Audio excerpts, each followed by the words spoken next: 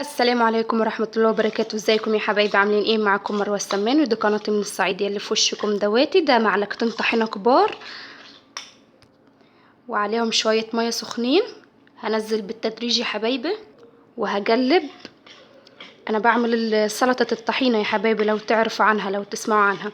بصوا هعملها ليه. هعملها عشان انا هعمل حواوشي لعيالي في البيت لبناتي طالبين الحواوشي من بره، وانا الصراحه يا حبايبي ما بحبش الاكل اللي من بره، ما مش بيبقى ليه طعم وما اضمنهوش. وطالما الخير في بيتنا واللحمه في بيتنا كل حاجه في بيتنا، خلاص ناكل اللي في بيتنا. هقلبها يا حبايبي. وهنا يا حبايبي فضلت اقلب فيها. ودلوقتي هعمل ايه؟ هنزل عليها بعصره ليمونه. مش هعصرها قوي يعني عشان هحط خل. وهقلب فيها. بصوا شايفين قوامها حلو ازاي؟ شايفين؟ انا عايزاها القوام دوت يا حبيبي. وهنزل عليها بمعلقه خل. بسم الله. بس كده حلو يا حبايبي. انا حطيت معلقه خل على نص عصره ليمونه، هفضل اقلب فيها.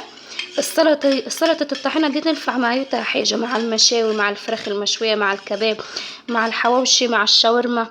وبعد ما قلبتها كويس يا حبايبي هنزل عليها برشه كمون ورشه بابريكا ومعلقه ملح.